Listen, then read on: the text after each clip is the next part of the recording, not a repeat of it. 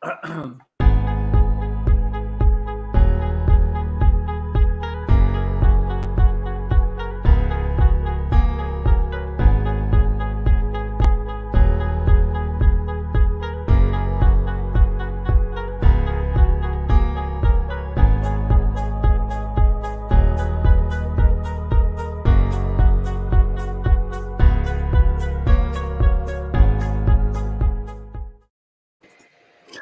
right. Hey, everybody. Hey, Judd.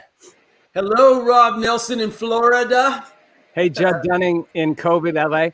Hey, everybody out there watching. It's our Sunday talking smack over mac and cheese, but of course the food changes every time. Today is leftovers, Thanksgiving leftovers, because everybody has Thanksgiving leftovers. That's true. And hangovers. Leftovers and hangovers. I had the worst food hangover. Man, I got called the day. I forgot that I had an interview on Newsmax. I got called the day after Thanksgiving. I forgot. And I was just pigging out. I woke up, man. I had like 5 minutes. My face was packed from food. We eat so many calories on Thanksgiving, man. I was the worst hangover I've had in years. All vegan? Yeah. We went to a vegan place. You know, interesting enough, jumping into our food, Rob Nelson. Good to see everybody at Talking Smack. We're back on Talking Smack. Today's Thanksgiving, our food and politics show. The whole idea of this show is we're the anti-show, 2 bros in the anti-show talking food and politics, and Rob and I are taking no prisoners lately. But today we're gonna chill it out a little for the holiday. Huh? We're gonna chill it out a little for the holiday. We're gonna chill it out for a little bit of the holiday. So we're not gonna be like the 50-year-old boxers like Mike Tyson. Dude, Mike Tyson. You know that Mike Tyson said he smoked weed before the. Do you know that? What? Mike Tyson. Mike Tyson looks like he always smokes weed, dude. But yeah. He smoked weed before the show, before his boxing match. Oh, really? Wow. Well, I can't do that because I'll end up in rehab again. So that was a long time ago. That was in the 80s. Let me say, baby. Let me say something about Mike Tyson. Mike Tyson gives me hope, Judd. Remember, because Mike Tyson, right, was like such a notoriously kind of rotten human being, right? In so many ways. Yeah. I mean, he's also a gentle he was. He was. And he's come a long way. And one of the things I love about Mike Tyson is he's really grown and come a long way. And it's interesting because I was friends with a young guy who was a pretty well-known hip-hop singer, teenage hip-hop singer. Who? And what's that? Who? Well, so the band is my brain is doing a brain fart. There you go. It was a long time ago. You're showing your decades, baby. I was good friends with Young MC, Bust a Move. So I get it. It's hard. I've had a total brain meltdown on it. I'll remember before the end of the show. Meanwhile, back at Mike Tyson. So anyway, Mike Tyson was being interviewed for some big magazine, and he didn't want to do the interview with a reporter, so he agreed to do it. Odd Future, one of the lead singers of Odd Future, and he wanted him to interview him. So he did. So I coached the kid on the interview, and Mike Tyson said the most interesting thing. He said the thing that he hates and dreads the most in his life has always been fighting. Really? He's like, I hated fighting ever since I was a kid. I learned to fight because I had to, and I've always hated it. Interesting, right? It's come a long way. Anyway, my point is, Judd, after last week. What's that? How you feel on the show today after last week? You're like, oh no. I'm not a fighter like you, Judd. I'm not. Last week I was super nice and friendly, and you went after me. You're like, let's be friendly, boom, boom, boom, and then you like jabbing me in the neck. Like, It's like sociopath over there, Juddy. Well, that's because when an independent acts like a liberal. Okay, well, listen. So wait. First of all, it's great to see you. I love you, brother Rob. It's great to have our guests back on Reddit and all the people that are joining us. If I can just open up with this, Rob, it's a really exciting week for us. Our book went out. We're bestseller on 4 different categories. I've been on Newsmax 5 or 6 times. So to all the new people that are following, it's like 500 or 600 people that came over and been following the channel. Welcome to Rob and I's show. So beside our Bullet Point show and Rob's wonderful show, Rob Nelson Live, this is our anti-show. Right. So let's talk about food for a second. Hopefully we don't get canceled. They can't. We'll talk about that later on the show, Judd, about me getting canceled on my last live stream in midstream. Reddit shut me down. Hopefully they don't. Yeah. But food, that you can't be canceled for food. So Judd, I have a confession to make. Yeah. Okay. I have no leftovers. And, I know, man. That's so funny. I only have mashed potatoes. I'm the same. I have no leftovers, and I have food. I don't have leftovers. And the reason is not because I ate them all. So I spent my morning Thanksgiving downtown Jacksonville with a friend of mine who has a really cool Southern restaurant on the edge of the historic, it's called the Cookbook, this historic Springfield district. It's now kind of poor. It's getting regentrified, but it used to be a really cool middle-class Black neighborhood, and there's a solid business district there. And he does a thing for people in need and homeless people. We set up tables, made food, served people at the tables, like a little mini restaurant outdoors. And so, of course, I didn't eat any of that food because whatever was left, we took to the homeless shelter. So that was all that food was gone. And I didn't even eat any of it, right? I wasn't taking that. And then I went to dinner with some friends, and it was at a restaurant. So I couldn't really take leftovers out of the restaurant. So, and it was weird because I went from serving people on the street to a kind of a high-end, meal place. And, and I couldn't be like, can I stuff some stuff in my pockets? So I had no leftovers. So what I have is, I have this. This is not a leftover, but it is like Thanksgiving. It is not a baked chicken leg. No fried, baked, looks like fried, chicken wings and legs. And it's really good. It's really tasty. I'll take a bite here. Okay. Oh, with my teeth. Oh, I hate it. Hate it when it gets stuck in your teeth. And now I'm going to show Joe. Judd, I'm going to be going like this the whole time, trying to get that piece of chicken out of my teeth. Yeah. Are you a wings guy, Judd? You like wings? I'm a vegan, bro. So I had tofurkey. It was our 12th year at the end of the 7th ray. Nice. And I want to say something about the end of the 7th ray. Now that it's over and COVID shutdowns happening again in LA, those Patriots were shut down. They kept it open. We had a ton of people up there. Man, it's really expensive. It's like $700 for like 5 people. But we do it every year. It's this one thing we get taken care of, and it was great. And the other thing, look. So go ahead and brag. Go ahead and brag about your expensive meal out, Juddy. Oh, well, I do it every year because my wife is worth it. My wife is worth it. She needs to rest. We go around the table. We go around the table and we say thank you the whole time. So we focus on that. And we go around the table one by one, and we say thank you. Now, I'm going to say something really personal. During that dinner, one of my dear relatives passed away, and I fell asleep at the exact moment during dinner. I fell asleep like 3 times, and I had this mysterious feeling came out. I got to the car, and I found I lost somebody I really loved. And so God was with us. It was all about gratitude. And then shifting over to politics, man, at the same time we're doing that, I'm thinking about Gavin Newsom, and I'm thinking about English Laundry, and I'm thinking about 22 people, their masks, and I'm watching all of us being repressed by a bunch of hypocrites in California who don't give a damn about other people's wealth and their society and how safe we are financially. So it was a mixed bag. There's like a lot of gratitude, but a little bit of resentment for how California is shutting down our freedom. Well, it's interesting, though, because, I've been watching. So it's funny, right? Because the new round of closures in LA, right? And if you're not in LA County is going to, they're not enforcing the stay at home, like giving you a ticket, but it's basically it's tomorrow. Not yet, but but basically you're not supposed to go have any meetings with people not in your household, public or inside or outside, business or person. You can't go see friends, or you couldn't go see your sister or brother. No one doesn't live with you. And the final step was they closed outdoor dining. But what's interesting to me, Judd, is that it's like, up until now, so many people in LA were like, okay, it's okay, it's okay. And the minute they closed outdoor dining, like people were like, that's it. That's our breaking point. You can't do that. Like the county health commissioner. It's all we have. No, I know, but the county supervisor, who's a Democrat, came out and said, "What? We don't have to do this." The restaurant association, place like the Abbey, which is a really famous, for those of you who don't know, the Abbey is like a club in West Hollywood. It's been there forever. Extremely bisexual, by the way, Rob. Just saying. Anyway, continue. No, it's a gay club, but it's a gay straight club. So it's a gay club. West Hollywood's very bisexual. That's what we call it. Yeah, but I'm saying that whatever. you can go there. If you were a straight guy, you could go to the Abbey and hang out. There'd be straight women there. Guys might hit on you, but it's not, it's sort of this club that's always done. It's big and always packed. And the owner, who's no conservative, came out and was almost in tears. And he was like, you can't do this to us.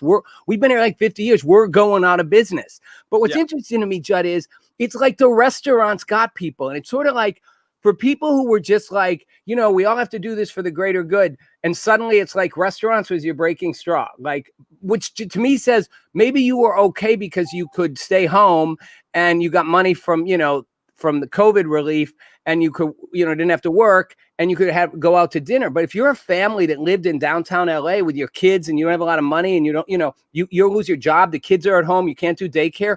Restaurants was way down your list. You were like shut down 4 months ago, but suddenly it's like all the sort of middle-class people are like, what do you mean I can't go to dinner? And it just made me think, like, I don't know if this is making sense, but it made me think like, right, it's whenever anyone's personal breaking point gets hit, they go, that's enough. And it's not like suddenly everything changed. It's like, okay, restaurants was the thing you like doing. Now you can't do it. Now you're pissed. It's like everybody's pissed when it's the thing they want. Yeah. And restaurants was the last one for people who could afford to survive everything else. But it makes me think the poorer people, they were getting screwed for the last 8 months. Yeah, well, the breaking point is, and all of this happens in LA under the guise of Garcetti, who's like, we must hunt down the 1% that doesn't comply and make them comply. That's, what, seriously, that still sticks in my craw. It's like, we must hunt down and make them comply. Buddy, you don't have the right to make me comply. There's a lot of people. There's that gym owner in New York. There's a lot of people starting to stand up. Buddy, I'm telling you, when you start running out of money, when the average American during Trump's highest period, 40% of Americans couldn't handle a $1,000 a month crisis, a $1,000 crisis. That was before COVID. So when are people going to rise up? Like, look, I wish we had the power. If we weren't going to get shut down by big tech media, I'd tell everybody, hey, look, hold on. Everybody should go. Let me finish this. Everybody should go to the street. No, you're going to get us shut off. Hold on. We're not. Hold on. I'm just being a little facetious. We are not advocating that anybody go like do some kind of anything violent or law breaking or whatever. Just want to be clear. No, I'm not saying that. No, I'm saying that because we peacefully walk. That they want to work. We should just have a national walk for work day. It could be that simple. It's like the people that want to choose to go out without these, these repressive. The other day, there was I heard a guy on NPR to roll with this. And I was listening to him and he was doing a thing about the downside of masks, right? I heard it on the radio. I was listening to it. Oh, here we go. Judd, you're going to get it shut down. I went to Google it, 7 pages. I could not find any articles about the contradictions. That's the place we're living in right now. So Tom Woods, I don't know if you know who Tom Woods is, but he's an author and he wrote a thing. He's a best-selling author, just like you, Judd. I think he's actually a best-selling author, like New York Times best-selling author, but whatever. I'm not knocking you. I had a book. It wasn't a bestseller. So you got me. I wasn't an Amazon bestseller, although I did walk out of Union Station back when, they still had those Hudson Newses. They still have them, but this is, and I walked out at Union Station in Manhattan, and the entire bookstore had the glass display, the whole wall, and it was all my books stacked up. My last call, my manifesto. Oh, that's cool. Yeah, but it wasn't a bestseller. Yeah, well, who knows what it means anymore? I'm bouncing from like communism to non-U.S. sales to libertarianism to radical political thought. Every day it's a new. So who knows? The internet's a fake news anyway. So maybe my book is fake news too. So let me just say this. So this is the thing I was saying about this guy Tom Woods. So YouTube censored him because he said that he didn't think masks and lockdowns worked. Now, I disagree about the mask thing. I think masks clearly work. I don't think they are a hazmat suit that's going to protect you. And I don't think if you're walking down the street, it's going to make any difference. Somebody 7-8 feet away. But I get the value of masks. That's why they wear them in hospitals. But he just said lockdowns weren't effective. And he thought we should protect the vulnerable and take care of them, but let everybody else live because lockdowns aren't working. Not that the virus is fake, that I just don't think lockdowns are working. And he showed scientific evidence and epidemiologists who back him up, and he got shut down on YouTube for it. And as medical misinformation. And it bothered me because I was like, he didn't he has an opinion that's different, and he has scientific data to back it up. And he's saying, I just don't think the lockdowns are working. I'm not saying the disease isn't real. I think this strategy is failing. And here's the evidence to suggest that. That's like, we'll shut you down. It's like, you have to agree that whatever the government's doing is working. And I think that's why we got pulled off Reddit last week, because that's what I was saying. And again, I was just looking at numbers. I wasn't telling people to go do crazy things. I was just saying, I'm in Florida where there's not a lot of lockdowns and people are out, and California, there's a lot of lockdowns and the numbers are real close. That wasn't misinformation or anything, but it's like it went against the narrative. And it's a little scary that you can't even any longer say. I know we sound broken records with this, Judd, but it's getting worse in the degree to which they're, I think, blatantly telling people, if you don't literally say the thing we've said is true, you will be told bye-bye. Like Sidney Powell, who I was going to get to Trump. Before we get to the election, though, can we talk a little bit more about COVID? Because I think. Oh, okay. Oh, yeah. Yeah, because I'm going to save it. Because, when we get to the election, I'm going to put the little gloves on, No, let's do more COVID. Let's go, because Trump won. So listen. Oh, there we go. Now, fake news. Thank you. Fake news. It's going to. So listen, man, I think the big thing that came up this week, right, was that the SCOTUS blocked, the Supreme Court blocked Cuomo's COVID restrictions on church attendance in New York. So this was a big deal. At least, they said that New York's targeted responses, I actually have it here. Even in a pandemic, the Constitution cannot be put away and forgotten.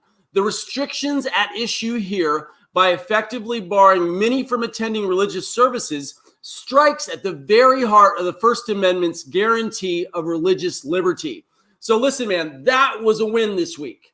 That was a win because we became, look, it's about the divine. Going to church is about the divine. If you want to put your care in the divine and make a choice about a mask or distance or washing your hands, that is my primal source of my primacy of source, not government. So at least there was a step. That was a step in rationality, and we got the courts, and that actually. So I think I'm celebrating that victory, Rob.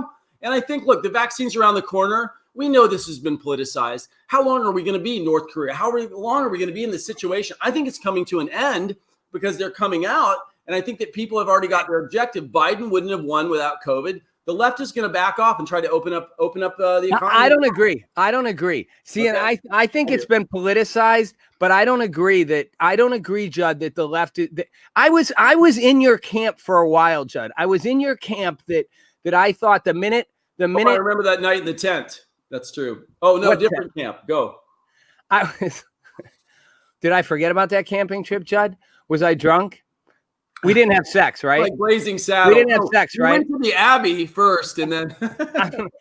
So I thought they were, but now I'm not so sure. And I think it's been politicized, yes, but I actually think something else is going on. I think at a certain level, and I do think politicians get drunk on power. It's not about the left or the right. Trump is drunk on power. So I'm going to be the first to say our president is so intoxicated on power, it makes me sick at times. But the left. Gavin Newsom's, the Andrew Cuomos, they're drunk on power too.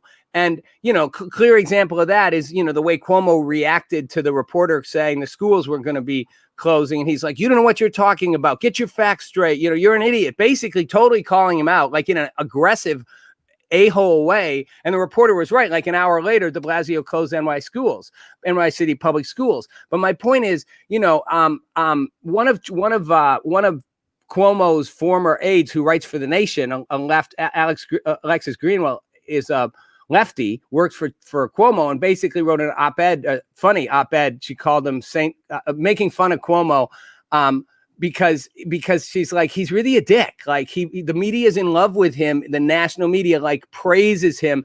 And, she's like, he's a jerk, basically. He can't take any resistance. He fights back. He covers stuff up. And, and then they give him an Emmy. Like, it just made me want to throw up. Like, he got an Emmy? Like, for what? He's doing his job as a governor. So we're going to give you an Emmy?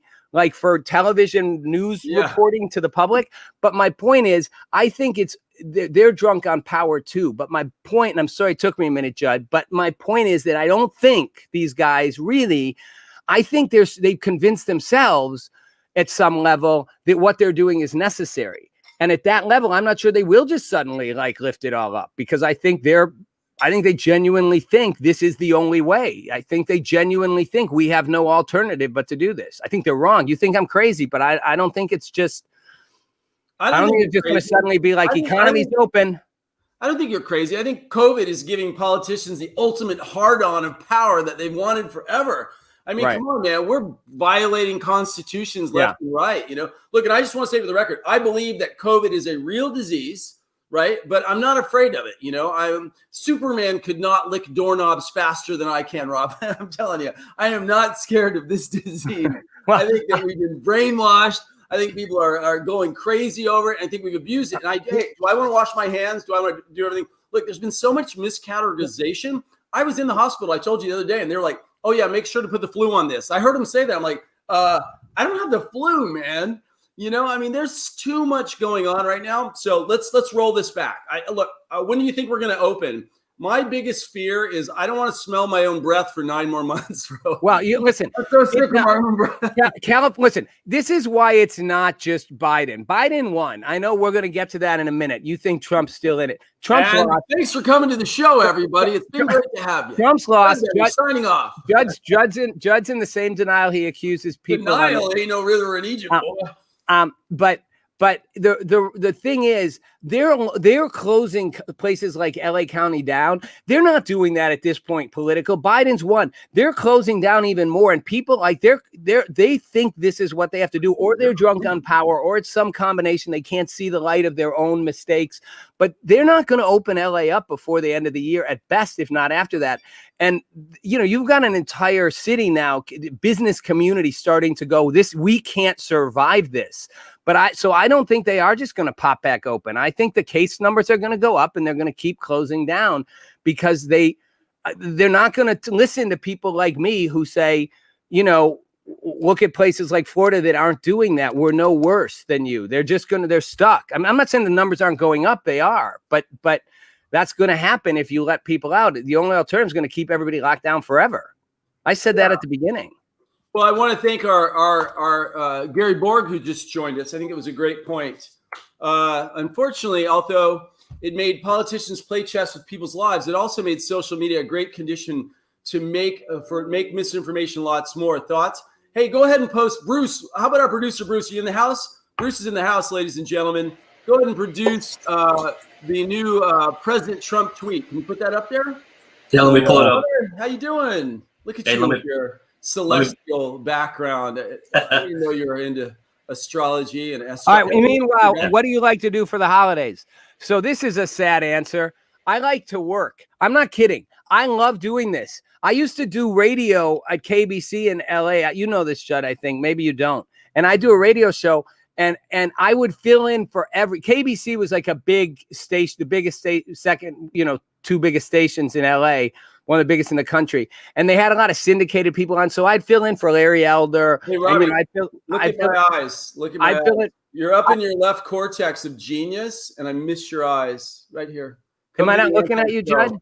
I need you in the anti. Look me deep in the soul. I love you. You keep looking up here. I don't know. I'm thinking. So think into my eyes, because I miss you. And I love you. Jesus Christ. I need to take a shower. What I'm saying is, I used to literally take all the holiday shifts so that I could work on Thanksgiving, Christmas. Like, I loved working like everyone on vacation. I'll do it. So I'm a little crazy. That I like going to the gym and swimming in the ocean. But I'm not a big, entertainer. It's sort of like that's why I don't care that they close the restaurants in LA. I'm like, so what? I never went out. I don't know what's happening right now. I just want to lay with you on a beach blanket in Jacksonville. Hey, real quick. Wow. Judd, you worry about stuff messing with your book sales and your conservative credentials, man. You're sinking your own ship. I don't even have to help you here. Really don't, dude. Let me tell you something. I have a very successful real estate company. I have a best-selling book, and I'm doing these great shows with you. And at this point, if I can't be myself, I really don't care. So listen, check this out. And that's why it's so great to do this anti-show with you. President Trump, responding to big tech's increased censoring of information, tweeted, "The purpose of national security, Section 230, must be immediately terminated." So I just want to go back to to Gary's question. Look, Rob, we're talking about repression of freedom, and you're talking about COVID, and we're talking about information and big tech. I'm not going to go asleep. I'm grieving. I am grieving on a daily basis the loss of freedom that I've experienced in just a few years. I grieve, like when Obama was in office and I saw things really radically moving out of the legislative branch into more of the executive branch, I was kind of grieving the shift of government. I'm grieving news. I'm grieving what's going on. I've been on Newsmax a lot. Those guys are being pretty true, but suddenly they're radical. Why is everybody so? Why does everybody have to be so polarized, my independent friend, in order to communicate? What is the path forward? Like, how can we like think outside the box for a second? How can we get some freedom back? Right now, it doesn't seem like the only way we're going to do it is like battling. I just want to hear for a second. How do you think we could bridge the gap? I think a lot about that. Obviously, that's it's your mission. Obviously in my own small way, doing my show, which is about finding common ground and doing these town halls that I did, and I'm doing a youth one in January. It's young people, big group from all the high schools here in Jacksonville, and then people around the country, all young people. Adults can't talk. Is starting dialogue, but obviously, I think to be honest, I think there's only one way through this. Well, two paths, Judd. I'm being totally honest. And I don't think it's simple. One is I think we have to do something to control the social media platforms because, and I don't know why Republicans haven't tried faster sooner. It makes me feel like they're sort of in on it too at some level, but like you can't let I know they're private businesses. So right now you could argue they're allowed to do whatever they want. Technically they are. So were the phone companies, so were the railroads, so was every business that they jumped on for antitrust or whatever. But I think you have to require that they stop filtering, stop fact checking, stop saying we're only going to publish information if we decide it's true or if we decide it's okay. And literally be like, we're going to put federal regulation on you that you can only censor the most extreme kind of like hate speech, inciting calls to violence or harm, physical harm to people. Because otherwise, that's step one. As long as the social platforms can keep censoring, it's just going to make the other side more and more and more and more and more and more angry. It's so true. It's so true, man. Look, that's one. Bad faith over baklava. I'm not sure what Tyler means by that. Tyler's on the other side of the aisle. So, hey, Tyler, good to see you, buddy. I love Tyler. You guys should hang out. But I love Tyler. Tyler's left of me. Don't worry. I get he hits me up afterward. I get this, on Messenger. So he's worked on. But he thinks you're completely gone in the head. So we worked on. He's actually worked on my right wing production. He's great at Politicon. But I say Tyler and I have long discussions about trying to find the middle, and the middle still is somewhere between labor Democrats and big business Republicans. There's still a middle out there. We get sold out of that every week. But meanwhile, let's go to this. So with COVID, let's end up with COVID. Let's go over the election. So with COVID, I just want to say at this point, man, look, we all know this story is coming to an end. We all know the vaccine's right around the corner. I have thousands of friends. None of my friends are dying. I haven't seen anybody in the street coughing and dying. They said 2 million people. I'm not going to sleep on this. I'm not going to let big government manipulate me. I think a lot of us are sick of it. I think Americans should get up. I think they should march to work, and people should choose their own reality. It's too much power. I think if we lose a few soldiers, as sad as it is, we have to stay awake, man. This is like North Korean, like disinformation and government power. Doesn't that scare you, Rob, as a libertarian or independent? Excuse me. Yeah, it does scare me. I mean, again, I think this is bigger than politics. I think the censorship is the very fact that we are in a mode, and you're seeing a lot of liberal journalists, depart from their publications. One of the longtime columnists for the Guardian, which is a left-wing magazine out of Britain, they do news. I read their news too, but it's all left slant, and they don't pretend they're like the Nation here. Yeah. She quit after running an article in which she said basically was taking a view that not anti-trans, but saying it's okay to be, saying women can be women, basically. And she got bullied like crazy. She got attacked. They went after her, and she was like, finally, she's like, you know what? Enough. I'm quitting. Like, there's no room to have an independent thought. And it's just one of many who have, left publications, the Intercept co-founder, Vox's co-founder, Bari Weiss at the New York Times. But what struck me as interesting, Judd, is that to me, it's the censorship of any thoughts that don't fit some narrative that's being driven by some group. You'd call it the left. I would say it is largely the left that drives that narrative, but it's sort of becoming institutionalized through these platforms, it's like a groupthink around a certain way of thinking. And FYI, for all of you out there, people like the writer from The Guardian or even J.K. Rowling at a certain level who said comments that are considered anti-trans, they're not actually against trans people. They're actually fighting for the right for women to hold on to their identity as women, something women fought for centuries, and in this country for 100 years, to be able to be a woman. 2 years ago, we had Me Too. Like, stop stomping on women. Stop making women second class. Stop thinking you can say and do things to them that are inappropriate. She fought to be a woman and wants to be able to hold on to that identity. And as she put it, she's like, I don't want to be called people who menstruate, which is literally the left term for it, to take the gender pronouns away. And that's what's scary, is that we're erasing our ability to think, Judd. And that scares me more than the political thing. It's a cultural issue to me. No, I'm with you. I think that there's a war on thought for sure. I mean, I think we've got a lot of interesting thought leaders out there. I think you're one of them.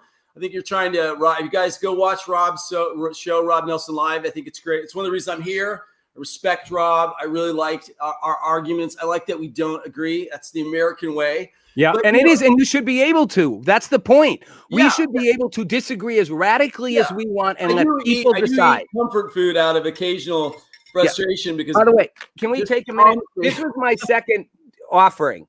Meatballs. There we go. I like that. I like that comment of it in the middle there. Meatballs on Thanksgiving. Listen, man.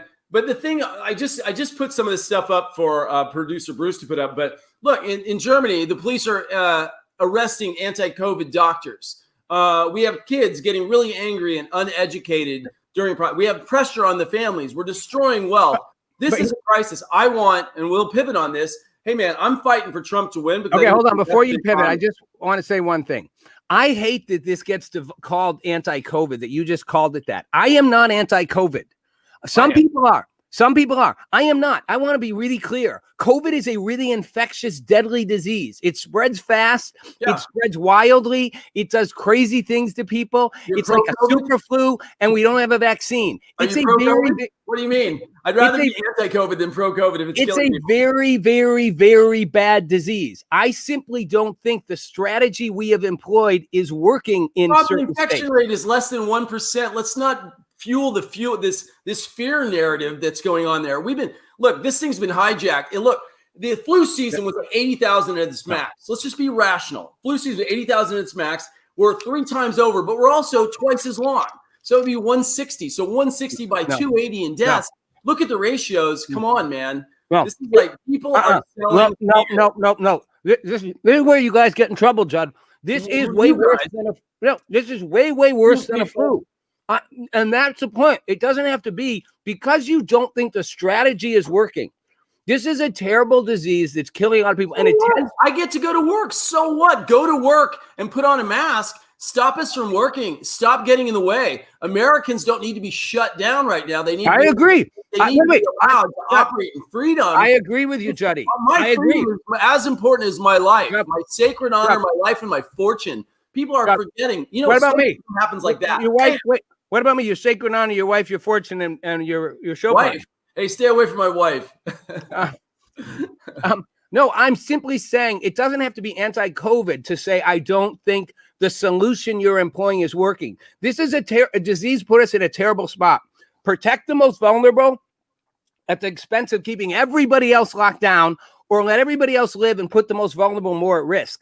And unfortunately, we keep trying not to acknowledge that that's the kind of the trade-off, that if you let everybody out, more people will die, but it will mostly be the vulnerable. The vast majority will be the vulnerable. We can try to protect them, but if you keep everybody locked down, you will destroy millions and millions and millions of lives and lead to hundreds of thousands of deaths caused by extension from poverty, from hunger, from mental illness, from violence, all kinds of things. So it's like a no win. So that's why it's not one or the other. Yeah, well, look, I love the question by Gary. It's a good question.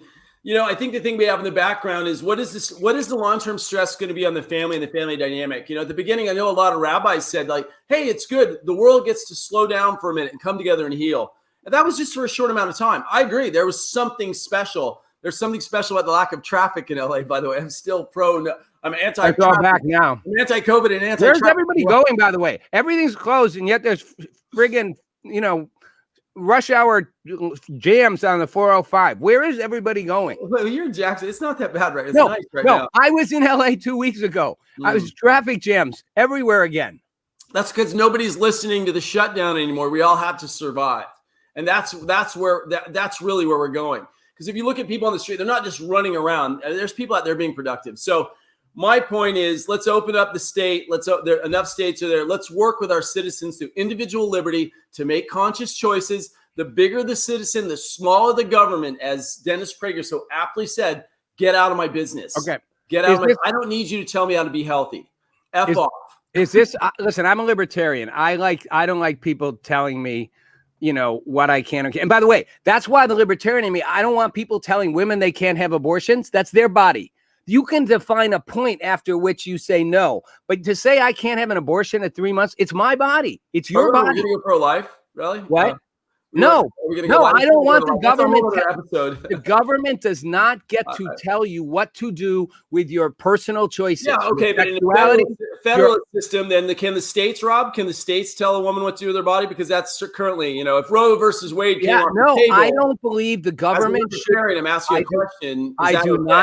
I do not believe the government should tell you what you can do with your personal liberty choices. And at the point at which before a fetus is viable, it is not going to survive without that woman's body. Therefore, it is her body first at that point. I'm not, hold on, guys. Hold on. We're starting to lose the plot here. We're talking. I am not a fan of abortion, but I am not a fan of the government telling people what to do with their bodies, with their health choices, with their freedom choices, with their ability whether they want to stay home or go out during COVID. It's all the same. See, I'm fair. I'm even across the board, Juddy. I don't pick one side where I say government stay away, but the other side government intervene. When you look up to the left, I can never break up your monologue. That's why I do it, so you can't get me. I'm going to say it again. Look, Rob's the ultra pro, man. This guy was had big show. Hey, by the way, on Fox. Don't interrupt me. It's true. Had his own show with Roger Ailes. He's an amazing talk show host, but he's also really strong. So I've got to pull his. What color are your eyes? I got to pull his big blue eyes into green. I think green. No, they're blue, Judd. Don't change into my eyes so I can control the narrative as a neophyte. So somebody asked if this was a real show.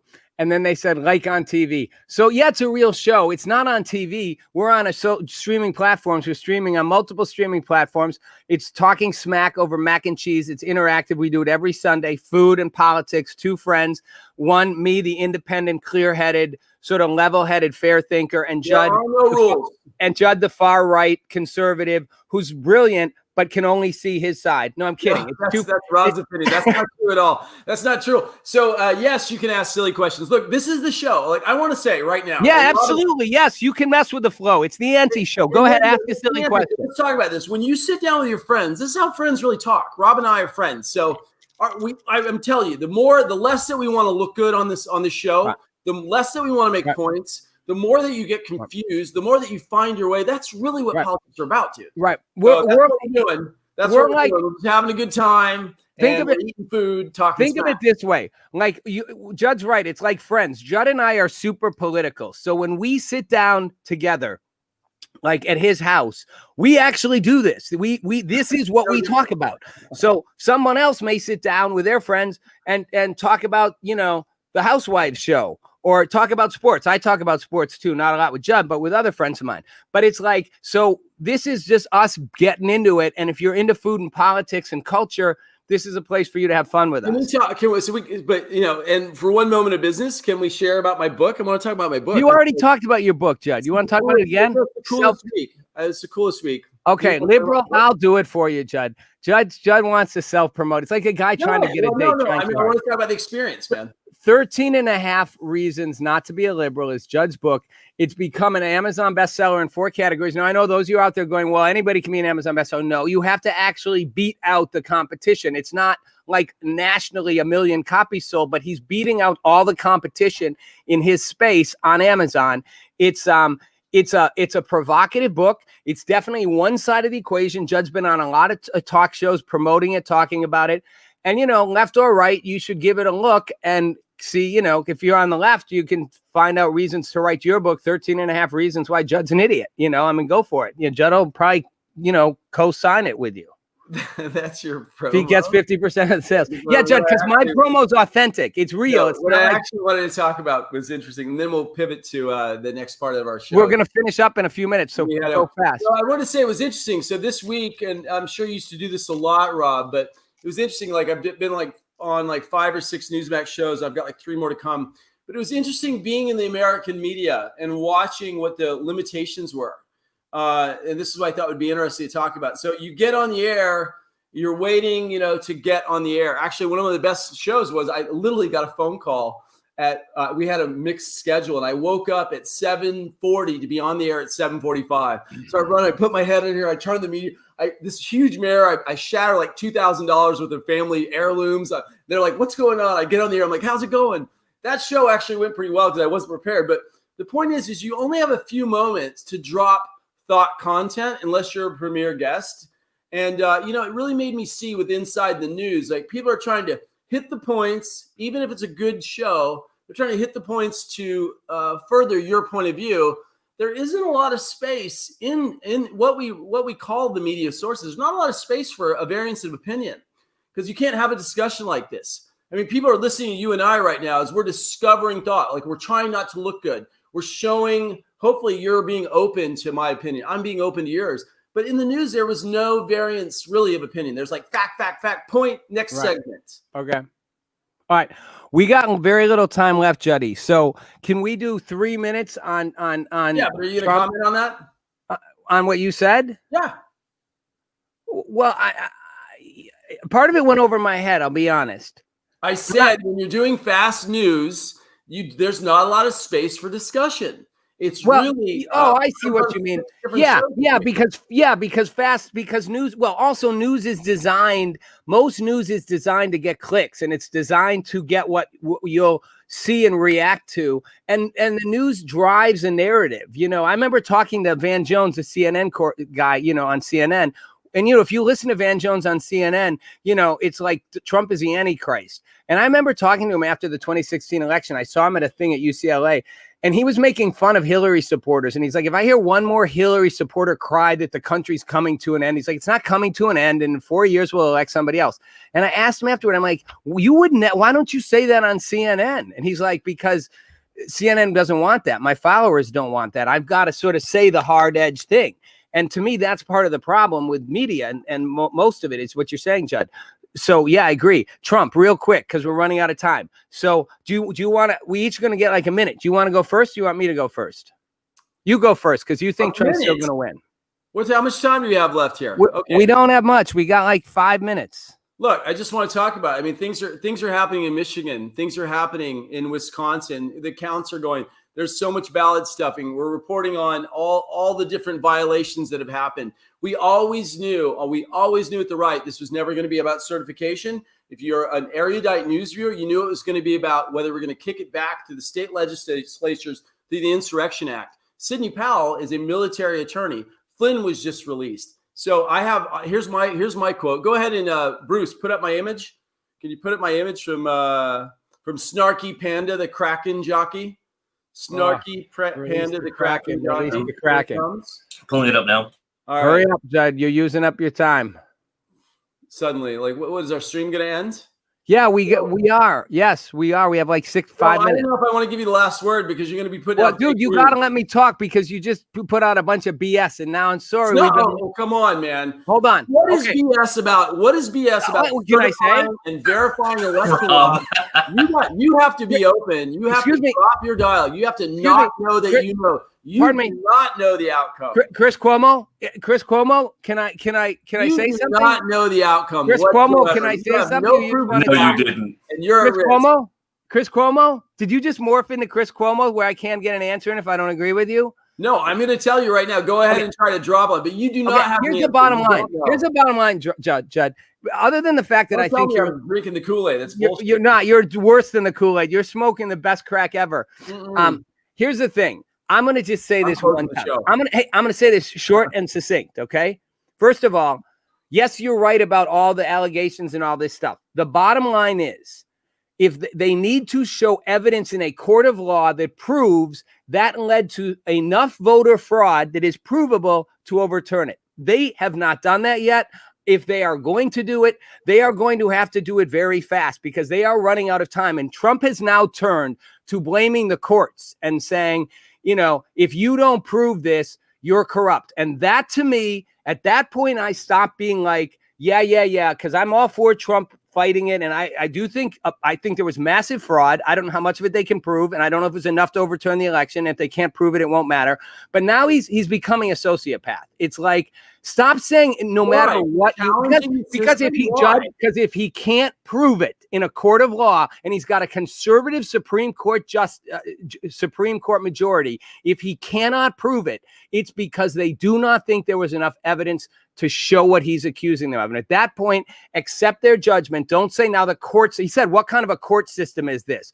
And it's sort of like you're being a sociopath at that point. Like you may truly have lost the election. Why is there a name applied to justice, Rob? What do you mean sociopath? Or the guy's been accused of being inappropriate for being anti-institutional and deconstructionist since day one.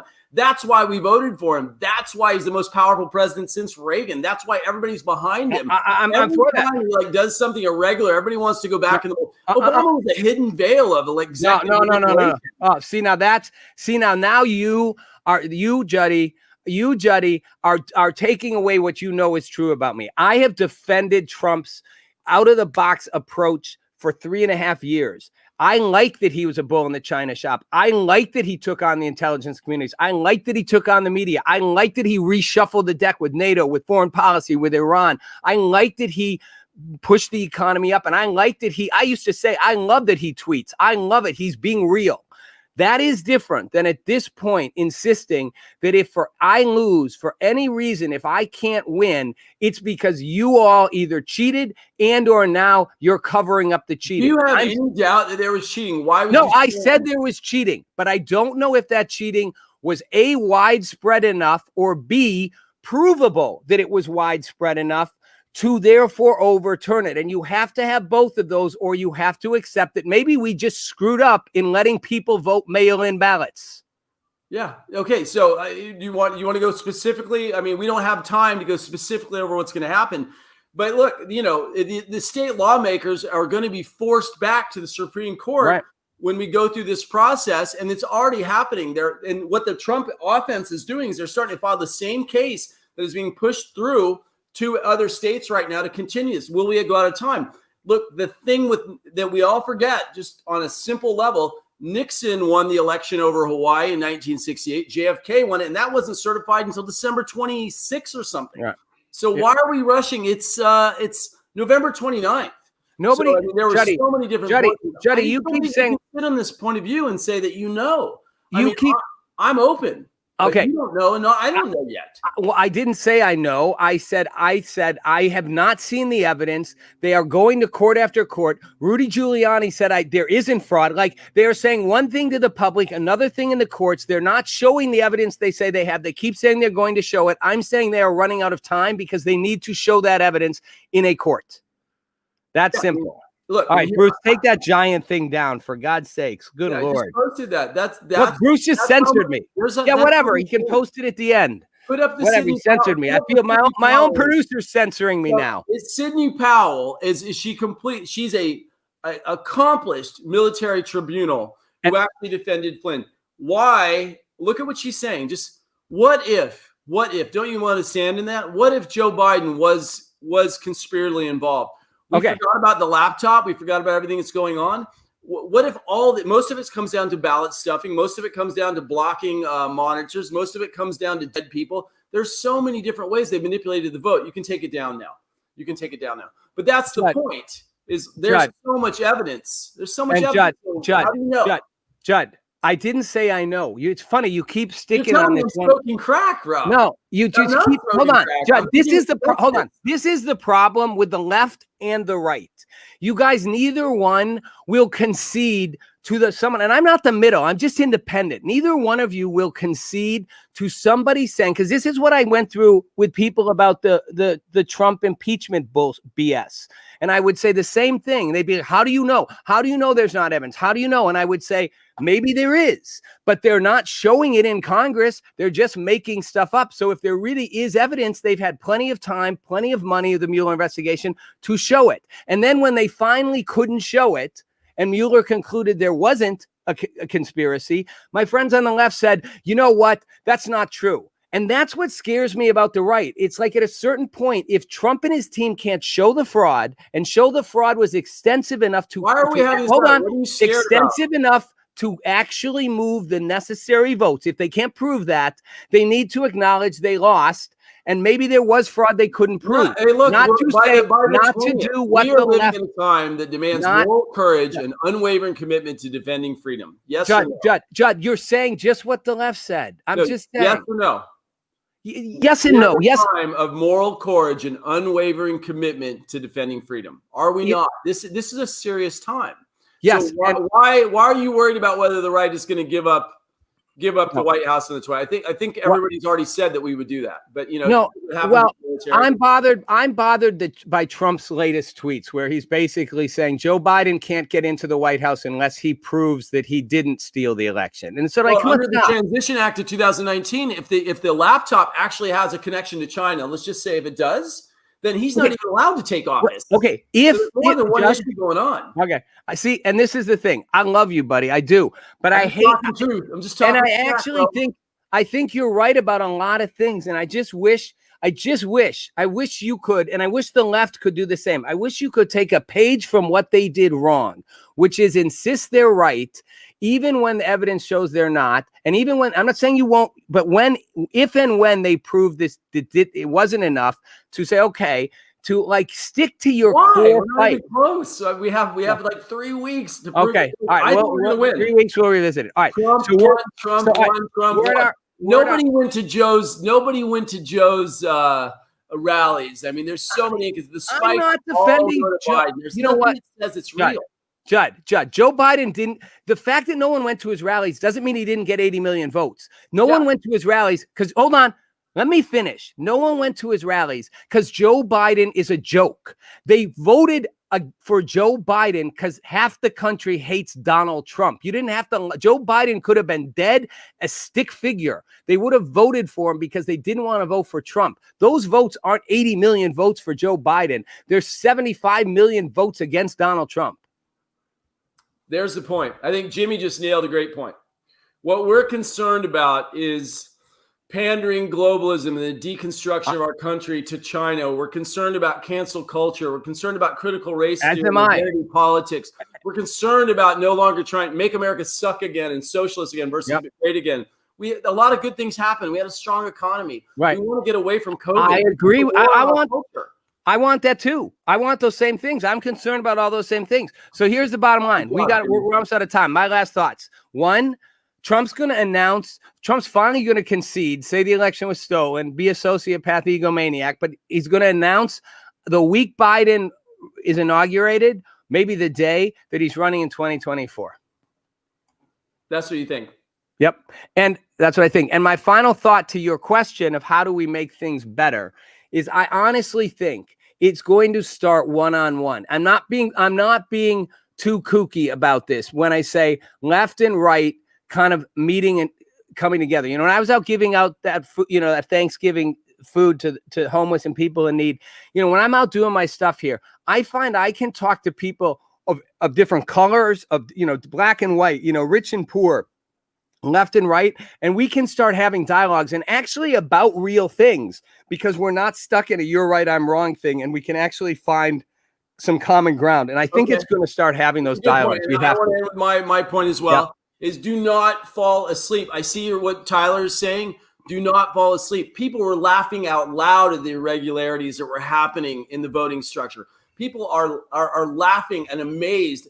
The allocations that go just to Biden, not to Trump, you're saying they're falsely thrown out. There's too much to be undiscovered. Stay in the process. Wouldn't you rather have a free electoral process than either Biden or either Trump? I'll take freedom over either candidate. Right. And Judd, last thought to your defense. I will say this because I've made it real hard about the whole thing. Everyone just heard me go off on Trump being whatever and Judd being stuck on your think he's going to win, whatever. I will say this to Judd's point when he said, what's the rush? I only want to say to people on the left, You guys did not accept Trump's victory. Hillary Clinton did not accept Trump's victory. Most of the media did not accept Trump's victory. Most of the Democratic Party did not accept it. The Democrats in Congress, they spent 3 years claiming Trump was not a legitimate president and trying to first say he didn't win, then get him out. So I do think you owe it to the right to let them have this next month, at least, to sort through this. Fair is fair. Amen. Hey, here we are talking smack again. I want to end with our promo real quick. Rob Nelson Live has been a great show. Rob's doing his amazing town halls all over the nation. And he's also doing his show on Friday nights. I love it. It cuts into Shabbat, but we watch it. It's a great show for us. Also, you can see Michael and I on Bullet Point Nation weekly. You can see us, out on Twitter, and you've got our handles here, Rob and I's.